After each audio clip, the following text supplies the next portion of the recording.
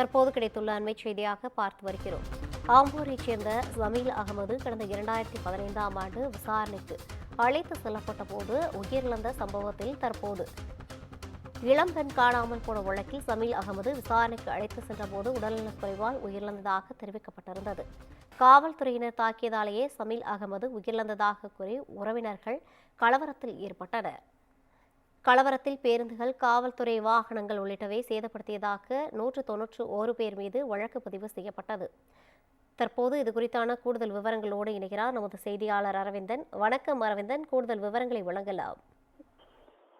வணக்கம் ரவீனா. திருப்பத்தூர் மாவட்டம் ஆம்பூரை சேர்ந்த ஜமீல் அகமது என்ற இளைஞரை பள்ளிகொண்டா காவல் நிலைய எல்லைக்குட்பட்ட அணைக்கட்டு பகுதியை சேர்ந்த பழனி என்பவரின் மனைவி பவித்ரா என்பவர் கடந்த 2017ஆம் ஆண்டு காணாமல் போனதாக கடந்த 2017ஆம் ஆண்டு ஜமீல் அகமது என்பவரை காவல்துறை விசாரணைக்காக அழைத்து சென்றனர். அப்பொழுது விசாரணையின் போது அவர் ஜமீல் அகமதுவிற்கு உடல் நலக்குறைவு ஏற்பட்டதால் சென்னையில் அரசு தலைமை மருத்துவமனையில் ஜமீல் அகமது சேர்க்கப்பட்டார்.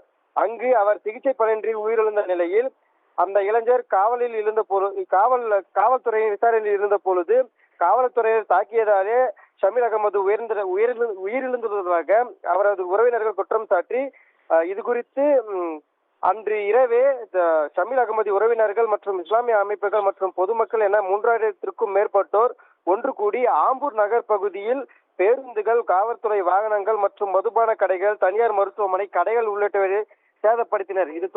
இதில் காவலர்கள் மற்றும் பொதுமக்கள் என 100க்கும் மேற்பட்டோர் படுகாயமடைந்த நிலையில் இது தொடர்பாக காவல்துறையினர் 191 பேர் மீது 7 பிரிவுகளின் கீழ் வழக்கு பதிவு செய்துள்ளனர்.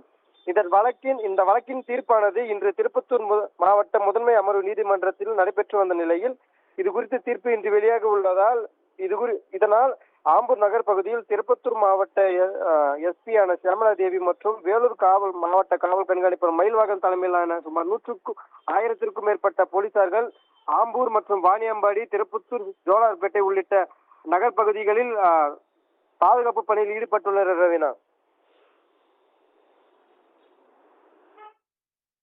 கூடுதல் விவரங்களை வழங்கியமைக்காக நன்றி அரவிந்தன்.